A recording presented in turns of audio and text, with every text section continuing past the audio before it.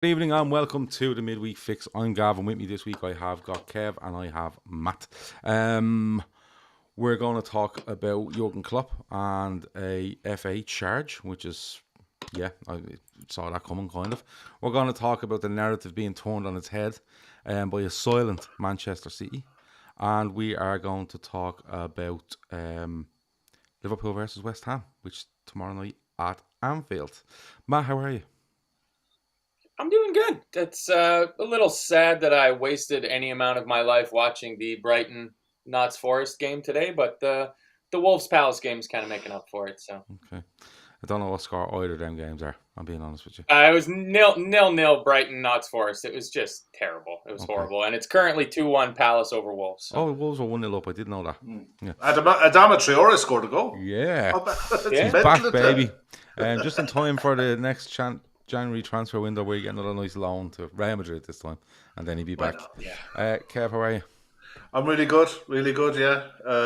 Looking forward to tomorrow night after the performance the other night, but got to back it up tomorrow night. Tomorrow night's all important now. Mm. You know, it's vital we get 3 points. Yeah, Get on the run. Hugely important. We've this game tomorrow. We're away to Forest on Saturday. Saturday, yeah. Yeah, 3 o'clock Saturday. No, early Saturday. no, early Saturday, kickoff, half yeah. 12 Saturday. So yeah, it is a big week. If you could put 9 points on the board, it would be absolutely amazing. If you're watching, hit the like button. If you're watching and you haven't subscribed, please do so. Turn the bell notifications on, and every time we go live, you will get notified and you can watch along. MC says, fresh trim, Gav. Yeah, listen, my wife took one look at me this morning. I went, listen, sort that life out with you. So I did. Thanks for that, MC.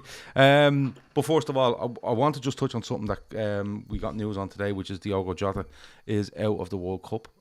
Klopp has said it will be months. He will be out for, it looks like, a very, very bad calf injury. Gutted for Jota. Was really looking forward to him in this World Cup. I thought he Ronaldo's at the back end of his career. I think Jota is the next main man for me in that Portugal squad, and absolutely gutted for him. Kev, the timing is just terrible. He was absolutely amazing on Sunday, and the work rate he put in, just the threat he gave, everything about it, and to see him go down now and he's out of the World Cup, it's gutting for him. It's gutting for everyone, isn't it? It is sickening because, like I said, the performance was brilliant, and he's been threatening that kind of performance for a while. I mean, he's been playing well for us without scoring. If that everything around him is just when he plays, he's been really good. He's just had absolutely no luck with injuries for a while now, and the worry is if it's a serious calf strain. Klopp said it doesn't need an operation, which is good, Yeah. but it's time it's going to need, and the timing couldn't be worse. And it's going to be the same for any player between now and the start of the World Cup. If they get injured, Reece James is another one. You don't wish any kind of an injury on anyone at this time of year, especially because He hasn't ruled himself out yet, though. no, but it's almost a case of they can take. I think they can take a 26-man squad this time, so he might get on if he's in or around fit, but I doubt it, to be honest. England are spoiled for choice. But the thing is with Jota, with Portugal, Rafael Leao will probably get a good look in now, but this was geared up for Jota this World Cup. He would have been probably their main threat going into it. Yeah, I think Ronaldo's been off the boil. Yeah, Ronaldo's been off the boil for a while. Jota has been the mainstay in a lot of the Portuguese setup, so it's going to be a huge miss for him and a massive miss for Portugal, and as well as a big miss for us as well. Yeah, Ant says, shite news that always smashes for Portugal. He's been brilliant the last few games. Matt, like looking at it from a Liverpool point of view, it's another player out. We've lost Diaz. We've lost Arthur Melo as well, who barely played, but we've lost Diaz till January. It looks like we're losing Jota now until January, maybe. Post World Cup is what we're being told. We're talking about, I think, about 8 games left before it's about 7-8 games left we have before the World Cup starts, and we're talking about trying to get as many points together and get through this Champions League group, but we have to just watch these injuries as well, Matt, because, alright, we can try deal with them for 4 or 5 games, or whatever it might be, or 8 games, but we don't want another couple where you're coming back to the other side of the World Cup and you're like, listen, them 4 are out, or them 5 are out. It's just, the timing's been awful, hasn't it, with Diaz and Jota? Yeah, brutal luck this year with injuries. I mean, we've really taken it on the chin from the very start of the season with injuries, having 8-9 players that would be in and around the first team squad out at any given time. Being able to quote unquote, field an injured 11 just about seems to be something that we do every couple of years. But at this point now, we just need to trust in the guys that we got there. Somebody, like, there's a spot there on the left side for somebody to take, having Diaz and Jota both being out. So whether that's going to be Darwin or Fabio Carvalho or, Curtis Jones coming back from injury, somebody like that, there's minutes there to be played, and we need somebody to play in that position. So it's a squad game for a reason. So it's time for somebody to step up and make themselves known. And we're going to be seeing, like you said, to watch out to picking up any more injuries. There's going to be some rotation. Thiago might be a 1 game in, 1 game out sort of thing, or 60 and 30, him and Henderson flipping back and forth, because we can't really stand any more injuries. I mean, Kev, you're looking like an absolute soothsayer for calling for an extra forward in the summer when everybody was just focused on the midfield, because holy crap, we could do with an extra forward now. Yeah, look, my only thing with asking for another forward was I always looked at Mo. If anything happened to him on the right wing, the way we were playing in a 4-3-3, we're screwed. You really don't have an option behind Mo Salah that if you needed to rotate him or anything on the right-hand side, we were screwed. Nobody could foresee the level of injuries that we've had in midfield, now up front as well. But it looks like January we might need to be doing something. And as much as I love Diogo Jota, and it's horrible and it's sad that he's got the injuries and all that, we kind of need him. And going into the second half of the season, you have to have players who you can depend on.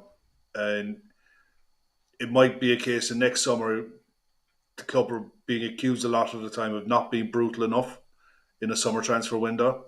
And questions are going to have to be asked next season about the fitness levels of some of these players, especially the ones who've been here a long time. Can they keep going at that level of intensity and keep giving if their body won't let them do it? But that's for down the road, But right now, it's a sad thing for him that he's injured. But we are where we are with it. The reality of it is, you're looking at Salah, Nunez, Firmino, Elliott, and Carvalho. 5 of them in 4 spaces up front. Yeah, that's what you're looking at. I don't know where else you can get anybody else in there.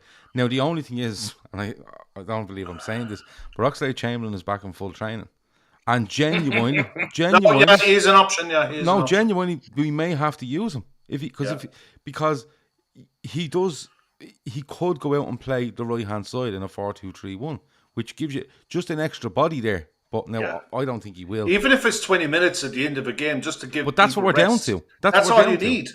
That's all you're going to need. So, but look, and the other option is Cannonier or Doug. From the under 23s. The other one you could look at is if you, but you see, you're saying that, but you already have 2 youngsters in that 5. You really have 3 senior forwards. So it's Ramsey bagging for the 21. Says he did. Got him up top. Didn't see it, but nice to see. Late on, I think 91st minute. So he played. I don't know if he played the full 90, but he scored in the 91st minute against Accrington. Was it a winner? And no, it was a 3-1 loss. So, I mean, the thing is that it's that League Cup, like Johnson's Paint Trophy. So, Papa it's John's good football, yeah. But it's good football for them because they're playing against senior players. They're playing against grown adults. And it's a learning curve for a lot of these under 21 players that, when you're playing against these kind of teams and full-blown men are running at you, it's a different game. I mean, you watch games in the academy. I've watched a lot of the under 19s. And it is literally like tiki-taka, tappy football. It's not real football. It's lovely on the eye and it's nice to watch, but it's not real football. They're learning how to pass and move and be in the right position and play systems, but they're not learning how to play the real game. Yeah, a couple of people mentioning Curtis Jones there, back and not seen in training. Rumour is he could be injured. What the fuck is going on? But I don't know. I really don't. MC says, Gav, if Ramsey ain't injured, does Klopp not think he's good enough, or is he just not ready yet? He's only back. He's only. I think this might be the first time he's actually properly fit to play a game since he signed for Liverpool. So don't be worrying too much about him. 3-2 they lost to Antico. Let's get on to Jurgen Klopp. Jurgen Klopp has been charged by the FA for a sending off in the game against Manchester City today, and I'm going to start it off by saying it's probably the right decision. As much as you think, if you look now, I've seen people say, this person was in charge and that person was in charge, going back on managers previous. But I kind of knew when he done that. When he does that, and then he's literally baiting Anthony Taylor to say, right, come on then. I knew straight away he's getting a ban. I think he'd end up with a one game touchdown ban. It could be anything between 1 and 3, but it's probably the right decision if you look at it over. And listen, feel free to disagree when I come to you, but I think it's the right decision. It's probably the correct decision, and it's probably the most fair one out of it all. But Matt, I'll come to you first. Is it fair in your opinion? That's one. And two, there's been a serious shift in narrative that's being created in the last couple of days by media messengers of Manchester City. It's been mad to watch, isn't it? Yeah, it's somehow Jurgen Klopp mentioning the endless financial resources of 3 clubs in world football means he's a xenophobe just because all those clubs happen to hail from the same rough geographic area, regardless of their differences as cultures and nationalities. But first off, it's 100% deserved red card. I mean, it was pretty ridiculous antics. Most of us as Liverpool fans probably quite enjoy Klopp's antics most of the time, but when I saw that happening, even in real time, it was like, oh shit, he's got a little bit too far there. I can't help but notice that nobody's mentioned at all that Pep Guardiola had some pretty good antics as well, following Anthony Taylor down the.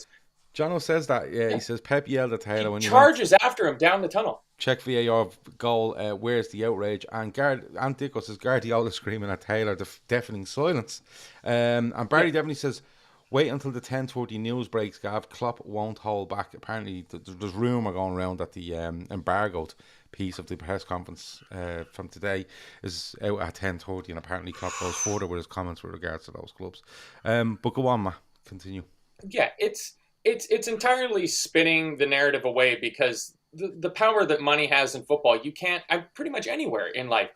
As soon as you start questioning the money is when you start making enemies. And there can be no question that the people in the media and the people in charge of the FA and groups like that are very much influenced by money. A lot more than they are by the average match-going fan's opinion or the average dum-dum on Twitter. If you start questioning where the money is, and lots of people are getting quite wealthy and rich by allowing money to just seep into the game and corrupt it at every single level, you can't have somebody with the platform and the celebrity of Jurgen Klopp questioning that and calling it out in press conferences. So it's absolutely necessary for the people that are benefiting from the endless supply of money in football to try to get that conversation spun around so we're not talking about it. And there's a piece that came out today in The Independent from Miguel Delaney, and the tweet for it, he says, any claim that Klopp's comments are xenophobic should be seen for what it is, an attempt to suppress discussion of a huge issue. It's all the more absurd given a main criticism of states that own these clubs is human rights abuses of their own citizens. And then it links on to the piece from there. So there's at least a few people in the media that are kind of seeing the forest for the trees on this one and not letting the mouthpieces in the media spin this away from what it actually is, because the points that Jurgen Klopp raised are extremely valid points. Listen, to suggest that Klopp is being xenophobic and all this is absolutely ludicrous, right? Yeah. Klopp doesn't give 2 fucks where these owners are from, okay? All he knows is that, and he's right, the 3 clubs on this planet can do whatever they want financially. And that's the truth. That is the truth, okay? And he says who they are, and he doesn't care where the owners are from. He doesn't care anything about that. All he cares about is he is working in a self-sustainable entity, okay? Now, don't get me wrong, earning a lot of money from achievements on the pitch and sponsorships and endorsements off the pitch, okay? He's earning a lot of money. But what he's seeing from the other side is that these teams that do not earn the money Liverpool earn, okay, will outspend Liverpool in a massive way. And all he said is they can do whatever they want financially, okay? He's actually made the point if it's legal and it's okay, that's fine. That's what he said. But what his point is that Liverpool cannot compete against this. And the reason they can't compete against these clubs is because these clubs have and are going to manufacture income and finances to make sure that they can spend more than anybody else. Okay? PSG, Man City and Newcastle. They are going to do that. Have done it and are going to do it. Eddie Howe sat there today and said, we're in a training ground that, it's being renovated, and they spent 238 million quid since he took over. In the last year, 238 million. Okay? They've spent that. Now, I've no problem with them spending that because they're well within their rights to, because the way they've been ran over the last probably 5-10 years under Mike Ashley. I've no issue there what they spend. They can spend whatever they like until they get into Europe. That's the truth. Unless the Premier League are going to come down on them for spending and wages, okay? Which they won't, because Everton have lost 300 plus million over the last 4 or 5 years and they've done nothing. And the ongoing, and I say ongoing and I use that loosely, investigation on Manchester City still hasn't come out with anything. Premier League are investigating Man City about 3 years, 4 years. Nothing has come out about that. So Newcastle have nothing to worry about. What Klopp has said is correct, right? And it's there for all to see. And anybody in the media, okay, that's speaking on Manchester City's behalf, right, while they sit in silence, by the way, anyone that speaks on their behalf is literally a messenger of this word. They're a messenger for these people, right? And they put this stuff out there and then they don't want to talk about it. They don't want to discuss it. They don't want to argue it, okay? One journalist today referenced Jurgen Klopp's comments on Friday as lazy, right? I replied, or this podcast replied to that person on Twitter and said, do you want to come on a show live and discuss this issue? We have had no reply. But if any journalist out there that believes that Manchester City are doing everything properly, okay, I am here to speak to you whenever you want. Whenever you want. Okay? Live, unedited, whenever you want. And we'll have this discussion. Because if you think Klopp is sitting there and saying this, and actually saying to them, no problem, they've no ceiling. Okay? And they're saying that, and the big takeaway of this is that they're xenophobic. You're the issue, not Jurgen Klopp. You're the issue. Eddie Howe, he's sitting there and he's saying, this, that, and the other. Eddie Howe's done nothing wrong. Nothing wrong. But come back to me in 2 years' time or 3 years' time and what their spend is and all these sponsors that they have coming in. And when St. James's Park is called the Abu fucking whatever stadium, right, for 500 million quid a year in order to finance all this, then come back to me and let's see what Eddie Howe has to say. Kev, he's, he gets that ban. He will get a ban. There's no doubt about that. But just the narrative, like, I'm not even annoyed by it. I'm kind of just, and I'm not even bewildered. I'm nearly accepting that this is the way things go now, Kev, because we're not talking about a brilliant game of football on Sunday, which we did on Sunday. We done 2 shows talking about how good the football game was, right? But we're not talking about that anymore. We're not. Liverpool have made a statement. Man City have said nothing, but they've clearly sent out people in the media to put out this message for them while they stay silent, right? Like it's just the way things are now, Kev. It's the I said it in the comment section last time when you were talking with Pete about it. It's the Donald Trump defense. You never apologize. You never admit you're wrong. You never you always deflect. You never get pinned down by anyone that can tell you that you're wrong. That's all this is. Look at what Liverpool put out as a statement. That is and with the videos that came out, that's an easy statement for Man City or any club. Manchester United have done it in the past and condemned it out of hand and distanced themselves as a club from those kind of chants. That stuff should be the easiest thing in the world to just say, yeah, it's nothing to do with us. And when they haven't done the basic thing like that and come out with, well, we were really annoyed about Jurgen Klopp's comments on Friday. And here, lads, here's the glorified bloggers in the Manchester Evening News. Just go out and say this for us because we don't want to say it, but you can say it for us. And if you don't say it, we're not going to give you any access to any of our upcoming players or anything that you need to do your job. We're just going to turn the taps off on you. And that's all that's happened. The people who need access are doing as they're told. They're not journalists. Don't call them journalists. They're bloggers. That's all they're doing. That's all they are. Real journalists like Miguel Delaney question things. Philippe Auclair question things. There's real journalists out there on social media and they're questioning this narrative. And they're the ones who aren't really beholden to anyone for a career. Miguel Delaney can go and work for anyone. You know, he's not beholden to access to a particular football club for an income. You know, whereas some of these bloggers are. So they're just doing as they're told. They're shills. That's all they are. Well, And they're putting out what they're told to put out, and they'll turn off their notifications. They'll turn off the comments. They're not going to engage in anything. They're doing as they're told. They're just puppets. That's all they are. well, go on, Kev, finish. No, I was going to say it's just really pissing me off the fact that the Hillsborough families have come out and said what they've said, and a club like Manchester City, who want to be regarded as a big club, can't even understand what they've done. They won't. It's almost gone too far down the line. Like, they won't come out and condemn what their fans did. And their fans did do what they're being accused of. They're an asterisk club. That's all they are. They're an asterisk club, and nobody gives a flying fuck what they win. They're just, they won 4 out of the last 5 years. Big fucking whoop. Put an asterisk behind them. The same as Juventus when they were bribing referees. No different. Yeah. That's all they are. Well, you see, if they've any, I think you're right to a certain point, right?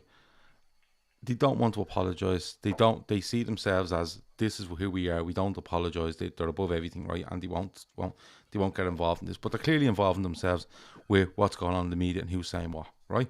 You know, just like you said, just random people putting out this stuff defending what's gone on and stuff like that. Now, I've seen some Man City fans say, well, they were singing, Liverpool were singing vile songs, and Pep was targeted with coins, and the bus was targeted again, right? Anfield, you can see everything in. They've fucking cameras everywhere. Just go back and look at the Mo Salah goal. They've cameras everywhere, right? If there is evidence that people threw coins at Pep Guardiola, or sang vile songs in the stands about different things, go and get them and come out with them as evidence as to what they are. I'm not saying they didn't happen. If they did happen, if people are throwing coins at Pep Guardiola from the main stand at Anfield, I said it the other night, find them and ban them. Simple as that. You know, if you went into a pub and fucked the pint glass across the pub, they just find you and ban you. It's the same. You'll be in court the next day, Gav. Right. You'll be in court the next day, rightly so. Right? So that's fine. So go and get that evidence, bring it back. But for the meantime, why don't Man City as a club comment on the songs that are being sang at Anfield on Sunday by their fans that they sold the tickets to? Why don't they just do that? Because they're cowards. Right? But the thing is, hold on. No, the thing is, instead what they're doing is, they've decided that Klopp's xenophobic, Pep had coins thrown at him, the bus was attacked, Klopp's comments on Friday. I've seen things like Klopp's comments on Friday were deeply hurt the owners of Manchester City, and Manchester City as a club feel that this is what ignited the stuff on Sunday and made it worse. And I'm like, no, the game was on Sunday. Your fans decided to sing like this, right? The referee decided he didn't want to blow the whistle for the fucking whole game, right? Then people decided that when VAR was used in a correct manner, that you shouldn't be doing that, right? And then you've pundits after the game constantly going on about a goal that was wrong, or that was saying it was wrong, that was called off. So we ended up not talking about the stuff you should have been talking about. And we're sitting now in this narrative where Klopp is the one that's wrong for his comments about clubs, but he's clearly correct. He's being accused of xenophobia, and we're all meant to go along with this.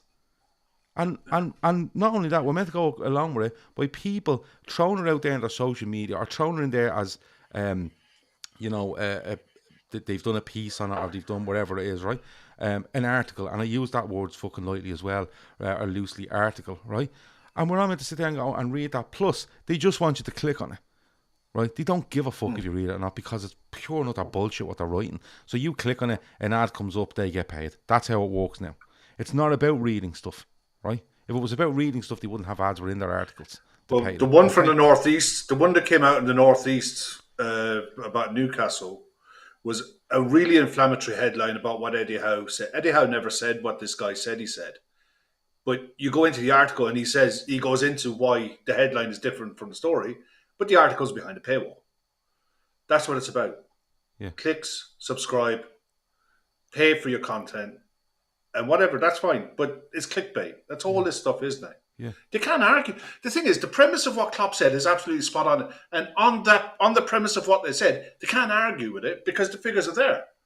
You can look at the net spend for the clubs for Man City and for seen one Liverpool. today as well. I think it was don't remember the guy's name.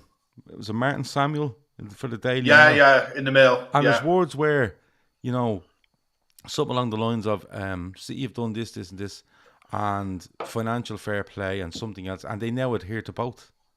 I spotted that straight away. And they now adhere to both. No, you're not always meant to adhere to both. Yeah. All the time. And you actually see, and that's what, when I read these things, going, these people don't believe what they're writing because they actually slip while they're doing it, right? Yeah. They actually slip while they're doing it. And I don't even think that there's an editor on board there at some stage, because an editor of any caliber would have read that and went, you can't put that in, because it looks clearly like it. Listen, me and you, Kev, are two blokes, right, to talk about football and drink cans, right? But I'm Matt, right? But Matt likes special lemonade, right? So, but if we're able to spot that straight away, right? An editor should be able to look and go, you can't put that in. But they're not. Do you know what it is? Just write us something up there, right? Get it into us, bang, we throw it out, and we throw your name in it, and away we go. And this is what we're up against. And it actually furthers the belief that you actually have to so limit the amount of people you interact with on social media to the point where, like, idiot gone. I love an argument about football or anything, right? The price of biscuits, anything at all. But I just get to the stage where I go, I just can't deal with that person, because I'm wasting valuable time and energy in talking to them. But I'll say it again before we move on. There's nothing worse in the world than a willful idiot, and Twitter's full of them. Yeah, well, Martin Samuel has been defending City and state ownership for years. He calls Liverpool, United and Arsenal the Red Cartel, who are afraid of new money. Good comment. Afraid of new money. I don't think afraid of new money. Jurgen Klopp concerned about how it's generated. Sorry, I just want to put this up. Breaking. And Jake, this better be true because I'm putting it up on the screen. I'm about to fucking read it out. Jurgen Klopp has called in his lawyers to take legal action against Manchester City after accusations of xenophobia. That's via the Telegraph Sport. Jake. Ooh. Okay. If that's the case, move it on from there, because... Yeah, well, if that's the case, I applaud him for it, if that's true. Abso-fucking-lutely. I applaud him for it. And I will again be asking Man City on Twitter tomorrow if they want to comment on the events of Sunday, but I don't think they will. And I'll say it again before we move on. If Martin Samuel or the other, I can't remember the other guy's name that was mentioned earlier, I'll get it for you now. As The Rock would say, it doesn't matter whose fucking name is. Yeah, well, the person I invited on earlier, Martin Samuel, anyone that wants to come on and discuss Man City on this channel, you're absolutely welcome. Let me know and we will sort it out, and it will be live and unedited, so everyone can see and hear what we say in real time.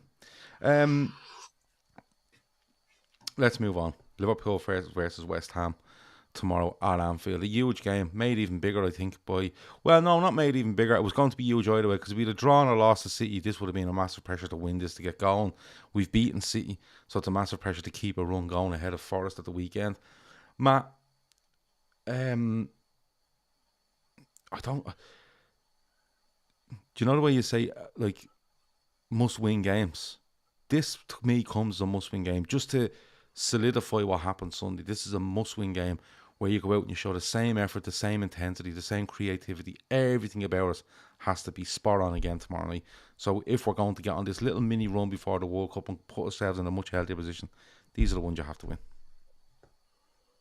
Every game until the World Cup is a must-win, with the exception of hopefully the Napoli game will be a dead rubber and we can get some good rest and rotation in for our players. But we haven't had a 3-game winning streak yet this year, so we absolutely need to win this game to get our first one of those going. Because from what I saw you guys both did post-match shows on it, but from what I saw in that game, that to me showed that this team can still do it. If we just don't get ravaged by injuries completely, that the core players of this team, when they show up to even 75% of their capability, they don't even have to play at 100%. Virgil was good, but I don't think he was the best center back in the world levels good that he has been for us in the past. Mo was good, but he wasn't potential Ballon d'Or winner good. And we were able to go toe-to-toe with City. We were able to take City's best punches, let them have at certain points in the game. City had 92% possession, and we were able to sit back, let them have the ball, and hit them on the counter. They end up overall with 70% possession in the game. I think 67. It was right around when we scored our goal, like in that middle of the second half part, that the graphic popped up on the screen, and in the last 5 or 10 minutes, we only had like I think 8 or 10% of the ball. And it was fine, They didn't trouble us all that much, and we didn't play phenomenal. Like we didn't have 10 out of 10s across the park, regardless of what fan match, player rating shows would have you think. So now it's just a matter of carrying that over. It's easier to get up for these big games. This is City. They're coming to our place. This is a big game. We don't want to get absolutely spanked. We don't want to get embarrassed. We want to show them that we're still there, that we can compete with them. Okay, that's good. Now we got to play West Ham and pick it up from there. We've had some poor results against West Ham at their stadium, not at Anfield, in the past few years, where it just seemed like the players weren't up for it. But I don't think that's going to be the case, because with the way that the squad has been somewhat decimated with injuries, there's going to be a few young kids in there. There's going to be a Darwin Nunez or somebody like that is going to get their opportunity to stake a claim. Like on individual player levels, I think there's a lot of players in our team that have a lot to play for. Joe Gomez has a very realistic chance of making the World Cup. If he puts together a string of 5-6 good games, Southgate would be completely showing his ass if he doesn't take Joe Gomez. If he plays anywhere close to how he played against City for the rest of the time until England has to announce their squad for the World Cup, he's going to get himself onto that plane if he keeps playing like that. So I think the players on an individual level will be able to show, to bring themselves up to the required level to roll over West Ham. And that's what I'm fully expecting to happen tomorrow. Is it, just sticking with you, you're saying the players didn't have 10 out of 10s at the weekend. I've seen players probably play better at parts this season, certain players, but I haven't seen a team put in their effort. So if you're giving me, I think the team performance was a 10 out of 10. Yes. I think the way that we set up the team tactically, yes, I think was absolutely 10 out of 10. Yeah, because if you look at likes of Harvey Elliott going forward, I would probably give him 6, 7 out of 10. Yeah. But overall, in a team thing, he gets into that team with 10 out of 10 because his overall display, he's in there to attack and hurt City, but he does such a fucking good job going the other way. I think the team is a 10 out of 10, made up, I suppose, of players sacrificing what they usually do a little bit themselves. Like Jota is just up and down that fucking wing all day, like, you know what I mean? It's and the work that Jota it becomes and a 10 out of 10 Thiago, team performance. I think you're right, yeah. Thiago, Jota, and Robertson, having to deal with both Cancelo and Kevin De Bruyne over there. I mean, that to me, that was the main point of the game. Everybody focused on Haaland and his goals, and rightly so. But when I've watched City play this year, it is criminal the amount of time and space that other teams are allowing Kevin De Bruyne to get on the ball. They're allowing him to pick the ball up at the center circle, get his head up, start driving forward with the ball, and look and see where Haaland is, get his pass measured in, and just put it right on a plate for him to knock it into the back of the net easy style. And we did not let that happen. And we knew that the other point of issue was going to be Phil Foden down that left wing. I mean, a little shit came out when I saw that Milner was going to be playing at right back. I was hoping for a Konate, miraculous recovery so that Gomez could play there, just because of what happened last year in this same fixture where Foden made Milner look like the 36-year-old that he was. And between Milner and Gomez and Harvey Elliott, they completely nullified Phil Foden. He's such a brilliant talent, and he did not have a good game. And so, to me, that's exactly what it came down to, was that clearly the coaching staff had a game plan of how we were going to stop their biggest threats, which are De Bruyne, Haaland, and Foden, and executed it fantastically, absolutely fantastically. One of you guys mentioned it on one of the shows, I don't know, yesterday or Sunday, but hopefully other teams can just look at that and go, oh, that's what we should do. They won't, though. They won't. No, because they'll try to sit back in their banks. The reason De Bruyne gets that room is when he picks it up, every other player in midfield goes, right, get back quick and try and make it. It's a simple thing of just put as many bodies in defence as we can when City have it, instead of going out and going, go and track this, track that, and Liverpool are brave. We have 266 people watching, 89 likes. If you're watching and you like, hit the like button, please, and subscribe if you haven't already. We're on, I feel like we're on Bleeding about 3 times a day at this stage, but we're not. It's just being mad busy, but we bring you as many shows as we can for absolutely free. And by liking and subscribing, it does help us keep everything free of charge. Kev, West Ham, I looked at them today, 1-3, drew 2, lost 5 of 10 league games. Bit up and down, doing quite well in Europe. Some players performing in Europe, but not really turning it into form in the Premier League. You know, they're 11 points, we're on 13. What do you expect from them? Because they were so good last season for long periods, West Ham, and it might be a little bit of hangover from that, and a bit of movement in their squad as well. But what do you expect from tomorrow? Do you expect them to come good, West Ham, again over this season?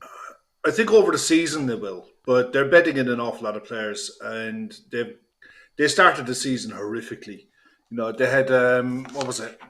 I had a quick look. I think they lost their first 3. They won their first game against Villa, drew against Spurs, lost to Everton. Then they had the break, you know, the Queen passing, then come back, lost to Chelsea. So they were really in trouble, you know, really earlier on. Then they had a couple of back-to-back wins and the draw against Southampton. And they've got serious. They've had a load of injury problems. And you look at the lineup they had against Southampton. They played a back 3 with Cresswell and Mitchell as 2 centre backs. You know, so 2 full backs at centre back with Kerr in at centre back. And Kerr, when he was at PSG, was more or less a backup full back. You know, so that's where they are. Zuma should be back he might be available tomorrow night, but they're really struggling for bodies at the back. But up front, Lucas Paqueta is an outstanding player. How the hell West Ham got him is unreal. It's an unreal bit of business by them. I was talking to a West Ham fan last night, and he was telling me, like, Declan Rice has been okay. He's been good when he played. Paqueta's bedding into the side. He's looking better. Scamacca looks a real player. Loves a shot. Shoots from anywhere. You know, he don't care where he is. If it's 25 yards out, he'll have a bang. He don't care. And he's a unit as well. The other side of it, Bowen hasn't started the season well, but I watched him against Southampton, and he looked kind of like he was getting back to his best. He's a real live wire when he's on it, and they'll probably play with the 2 of them behind the striker, behind Scamacca, and they'll have Mikel Antonio then to come off the bench if needed. It's a case that they'll play more than likely Sufal, Souček, Rice, and you wouldn't know who they might play at left wing back. Emerson maybe. But they're kind of struggling for bodies in some way, but in other ways they'll play 3-4-3, which will hopefully we can turn into a 5-4-1. But it's a completely different game to Man City. It's going to ask completely different questions of the way we defend, because we're going to be defending with the majority of possession. And the one thing that West Ham, I watched the highlights of the game, the last game we played, even though we won 1-0, they really tried to get second runners from midfield and capitalise on that. And if they can get balls in for someone like Paqueta and Bowen to make that second run from midfield to break the offside trap, then that's what they'll be looking for. They won't mind giving us the ball. But look, Moyes has a terrible record at Anfield, and they can be a bit of a hard nut to crack, but they can collapse as well. You know, they're really not in great form. So I'd expect to beat them, but it's never kind of easy. It's a different test, isn't it? It's a different test, and it's going to ask different questions, especially when you look at it, especially probably Mo. As much as I wanted Mo to play through the middle against Man City, I don't know if playing through the middle against West Ham would be best for someone like him. If they're going to be playing with 5 across the back and 4 in the middle of the park, do you want him stuck in the middle of that, or would you want him in space running into it? You know, where he can get on the ball maybe from outside and make runs breaking inside, or would you want him up top? I don't know. Yeah. I think this is more of a case of a game for Darwin, I think, to be playing through the middle. Okay. Do you think they're going to play with three at the back, Kev? I think that three at the back they played in their last game was just a one-off because their It's complete lack of circumstance. fit center halves. I think Yeah, it was circumstance. I look back through their lineups that they've gone through in their game so far this season, and it's been Rice and Souček, Bowen, Paqueta, and then either Fornals, Benrahma, or Cornet, and then Scamacca there. So it seems like they're lining up 4-2-3-1 if they've got the fit and available center halves. It's a matter of whether it's just going Zuma, to be, Zuma and Dawson are game time decisions. That's all it is. It's just a case of if they can get a fit body back in time, and even if Zuma is some way fit, is he going to be fit enough to play 90 minutes at Anfield with a crowd who are going to be really up for it on the back of that Man City performance, especially seeing as the game's not on TV in the UK. It's on Amazon, but Amazon is going to be like streaming it. So there's going to be a lot more people who ordinarily go to games will be at this one. Whereas if it was on main TV, some people might not go. Yeah. I think the intensity tomorrow night will be really, really up there. I think it is a different test, but I think when you look at West Ham, whether it's 3 centre halves or 4-2-3-1, with the injuries that they have, you're probably going to see them go into a 4-5-1-ish shape. For Souček, 4 at the back, Souček and Rice in front, one midfielder, maybe a little bit in front of that, maybe doing doggies left and right, and 2 wingers looking as the out ball and the striker looking to hold it up. That's what usually happens against Liverpool. And in fairness, that might have been City's way home against Liverpool on Sunday, where City come out and went, we're going to sit back and we're going to put Haaland up there and we're going to put Foden and such wide and, hit you on the break. And they could have hurt Liverpool because we still to see Liverpool deal with that sort of threat for me this season. And what I mean by is where the game is set out that Liverpool are going to have most of the ball and the threat is going to be going on the other way, trying to expose the high line, trying to get in behind their full-backs who go forward. Liverpool have struggled. I think at the weekend, City were cagey, but Liverpool, even when we attacked, were cagey. Now, you might see that a little bit from Liverpool where we go, listen, we're going to have most of the ball, but listen, nobody gets in behind their fucking fullbacks from 30, 40, 50-yard balls. It does not happen. And if it does, Gomez and Van Dijk better be sniffing that out or snuffing that out. Matt, what way do you think Liverpool approach this with regards to personnel? Because there's a few big decisions for them to make here now.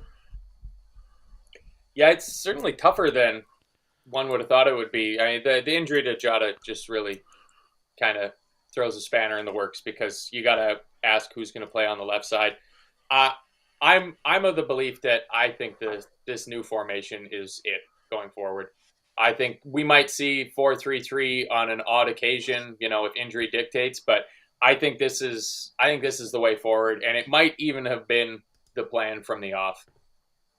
We're not privy to those conversations of what's happening on the training pitch in the off-season sort of thing when they head off to France and Austria. But the team has looked so much better. I think it's been unquestionable that with the change of formation has been our best results.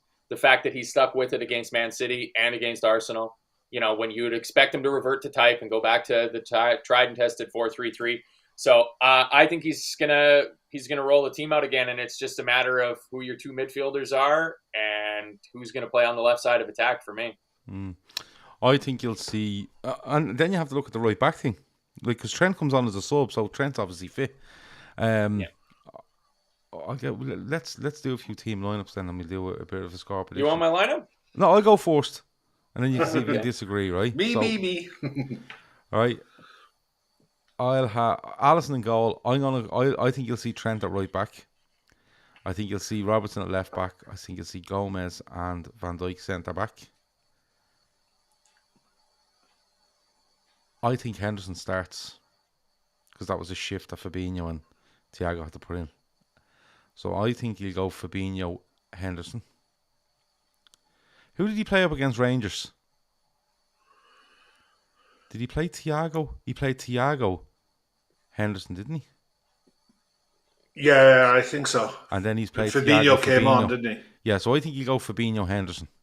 Yeah. I think he'll go Carvalho off the left. I think he'll go Salah off the right. And I think he'll go Firmino, Nunes. That's what I think he'll do tomorrow.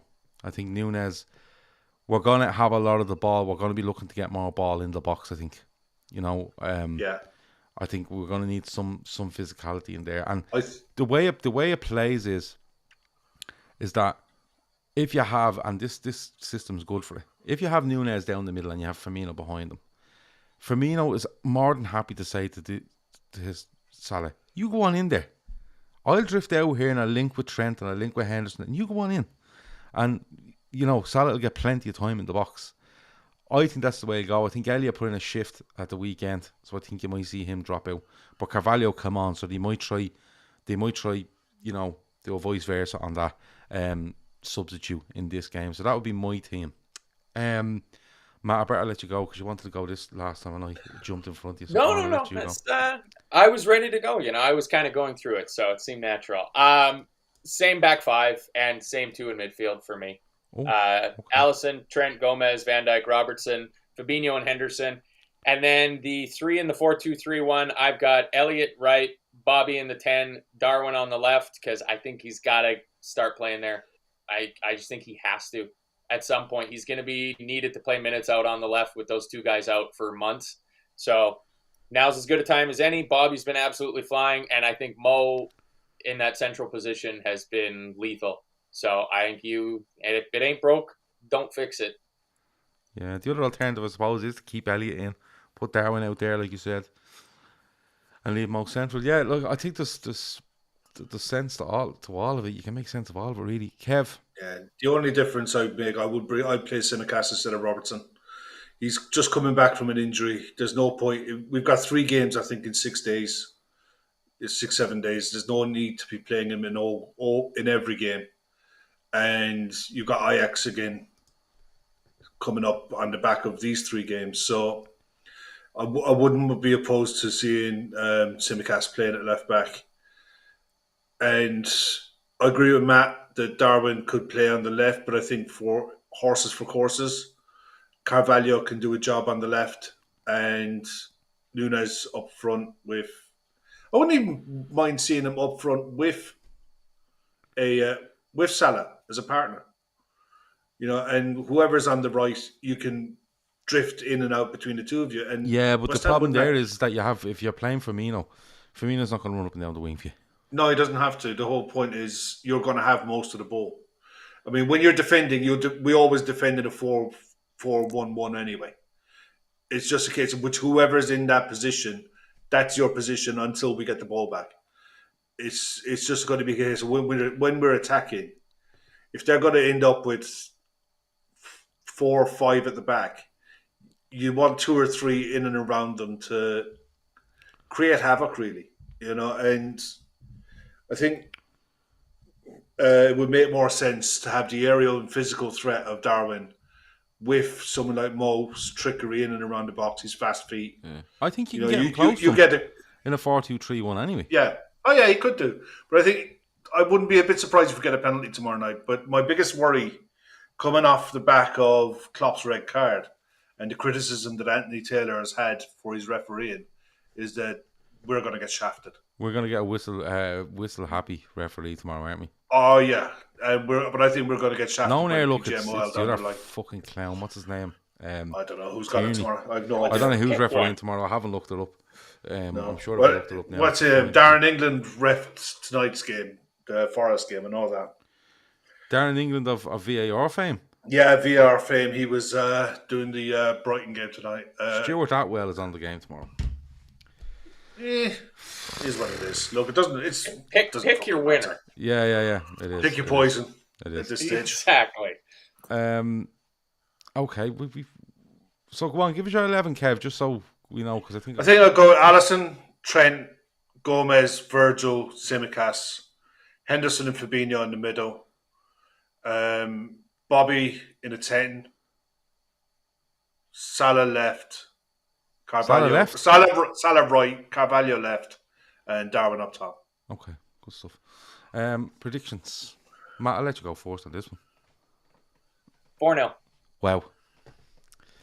Well, now, have we any history in you doing predictions like this and it goes horrendously wrong? Because if we do, I'd like you to reevaluate that, please. They almost always go wrong. I said when the lineup came out for City, I had to revamp my original prediction, and I was much more pessimistic about it. So I only predicted a 3-2 win against City. Okay. So, Okay, I'm not ever gonna pick us not to win. That's just correct. crazy. Why? No, would that's you right. support the I had team us to better? draw at the weekend, in fairness. I thought it'd be a high scoring game, but it ended up at 1-0, so what the fuck do I know? Yeah, 4-0, none of you us need know you need anything. to name scorers, because you know that's the rules. I know my scores. I'm going to keep going with Virgil to score from a corner because he's got to score from a corner eventually. Okay. I picked him every game so far this season, so he's got to come good. I think Mo's going to get 2 and Darwin's going to get 1. One of Mo's is going to be a penalty. Okay. Kev. 2-0. For all of West Ham's gloom this season, they don't concede many. Mm-hmm. 1 or 2 tops in games. I think it'll be 2-0. I hope that the defenders got confidence, or the team got confidence in the way they defend against City, and they just go in chests out tomorrow night with confidence and attack the ball like they did aggressively when they snap into tackles. Like Virgil stepping out of the line to win the ball. I want to see more of that rather than waiting for someone to run at him. Just go out and win the ball and start a counter attack from that. Our goal last season was the 1-0 was Trent hooked the ball across the face of goal and Sadio put it in. These are generally tight enough games, you know. I mean, I think I hope we get a clean sheet, but I think we'll win all right. But 2-0, yeah, Darwin and Mo from the spot. I think Mo will get a penalty tomorrow night. Okay, I'm going 2-1 Liverpool. I think we will be back to playing with the majority of the ball with a high line, and I think West Ham have players that can hurt us. And we haven't proven yet that we can adapt to that. That's my opinion. Listen, we could absolutely tighten up with it, and we could be absolutely fine, but the temptation to get forward here from Trent and Robbo is going to be too much tomorrow, where we will leave space in behind. I think, like you say, Paqueta's really good. Samaka's been really good. The other guy, Antonio, is an animal at times. Bowen is really good. But I think we'll win 2-1. I think we might be 2-0 up, actually, and end up winning 2-1. Nunez and Firmino for me as the goal scorers. Just a few here. Stewart. Mega McCallion has 2-0, Salah and Nunez. Emmett has another clean sheet, 3-0, Nunez, Bobby and Salah. Curtis J has 3-1, Nunez, Salah and Fabio Carvalho. Bonkers has 3-1 as well, loads of threes. Salah and Nunez with 2-1, Salah brace and Bowen for West Ham, says Tom Boland. Ant has 3-0, Nunez 2, and a Trent free kick. Dare McCanty has 3-0. Hard fought 2-1, says Jonathan. More steps in the right direction. I'm a little bit on them lines as well. Sam Tandy has 3-0. Sam Tandy is the most positive. This is the shout. You know what? He's the most positive Liverpool fan I know, probably bar Andy Young. Genuinely, Sam. But he has 3-0. Salah, Nunez, and Gomez gets first goal for the club. I think he goes through this every week. Chris Back has 3-0. Salah, Nunez and Carvalho. 2-0 from John O'Mo and Darwin. Red Steve says 6-1. Gomez gets the fourth. Emerson scores theirs for FPL purposes. Okay, Laszlo has 4-0 as well. Before we go, hit the like button, hit the subscribe button. I'm being told all the time to tell people this, but it genuinely does help if you like and subscribe, because it means more people can watch, and it means then in turn that we make a little bit more, and honestly we make a tiny bit more out of YouTube, which helps pay us the bills, which means we don't have to charge anyone for any video or any audio, and we can keep it absolutely free. Okay, so that's the God honest truth. If you can hit the like and subscribe and share it to your friends as well if you can. This is a YouTube and podcast. This is a YouTube channel and podcast that will come out and give you your opinion and discuss it with you. We won't hide behind articles or a piece that someone's written. We won't throw it out there and just say we're not commenting anymore, that's their opinion, go away. We won't kick and scream on screen just for the sake of it. We won't put up headlines on our videos or our podcasts that completely aren't true. Like Eddie Howe says Jurgen Klopp doesn't know what he's talking about, and then when you go in, there's nothing about Eddie Howe saying that Jurgen Klopp doesn't know what he's talking about. We don't sensationalise what we're about to do. We tell you what we're going to do every day, and we go and do it. So if you like that sort of stuff, hit the like, hit the subscribe, and we go from there. The Liverpool beanie hats are flying, I'm being told. €21 each. Very limited run. Okay, we're probably down to about 10 left, I'd say. Okay, we're probably down to about 10 left. I'll have to double check that, but it's no more than 15. I'm just letting you know that. €21 each. The link is in the description. Go to linktree/LFC Daytrippers. You will find at the very top of all the details you can get on the LFC Daytrippers, the beanie hats. Click on it, pre-order, and as soon as they arrive in the country, which should be around the 1st of December, we will post them straight back out to you. Okay? And be honest, we're making fuck all money off this either. So listen, we're doing it as a trial run to see if people will be interested in some sort of merchandise going forward, whether that be beanie hats, caps, t-shirts, whatever it might be. We're doing it as a trial run. So if you want one to keep your head warm, and trust me, to keep your head warm for the winter, go ahead and order them. Kev, anything else before we go? Do you know what? I just hope this time tomorrow night, I just want to be talking about a 2 or 3-0 win. Good performances, solid game, and looking forward to Forest. And if we're not, I'm going to blame Jonathan, because Jonathan is captain Mo in FPL, so It's his fault. Okay. Matt, anything else before we go? No, looking forward for the game tomorrow, and really looking forward to hear how your tune's going to be come this Thursday show, because I think your checks from FSG are supposed to clear in the next 24 hours. So I'm very excited to hear your. Listen, I want to do an FSG show, but I want to do it in. Me and Shawnee wanted to do this, okay? Now, if it doesn't happen, we'll do a viewer's voice on Thursday, but we put it through on Thursday because we knew there was games during the week, and but we run out of slots as the week go on. Me and Shawnee want to do this. We want to discuss it, but we don't want to discuss it where, me and Shawnee are quite not fence sitting, but we see both sides of the coin when it comes to FSG. But we didn't want to bring someone on who just loves FSG, and then another person that quite likes FSG. Because no point, you just end up talking about, FSG aren't they great? We wanted to bring people on that don't like FSG. We've asked a few people. We've offered a few people a chance to come on. They haven't responded. Okay? So if they don't respond, there's no point in us doing that show. So we will be back with Reviewer's Voice on Thursday. But if it comes Thursday, Friday, and we get responses, we will put it in. We want to do this show. Okay? We are offering, if anyone out there doesn't like FSG and wants to discuss it in an adult sort of way, and has the ability to do that by video, let us know. But at the moment, we're still waiting to see if that show can go ahead. But then again, I might be busy. I might be talking to Man City-based journalists, so I can't do the FSG stuff. I'm doing an interview on Thursday with a guy that you would have seen around Twitter. He's quite famous for being pretending to be Martin Tyler. So I'm doing an interview with him on Thursday. He's class. I'm doing an interview with him on Thursday. It's going to be pre-recorded. I'm going to get it released for Friday morning, and we're going to have a little bit of a laugh with him. So I'll get it on.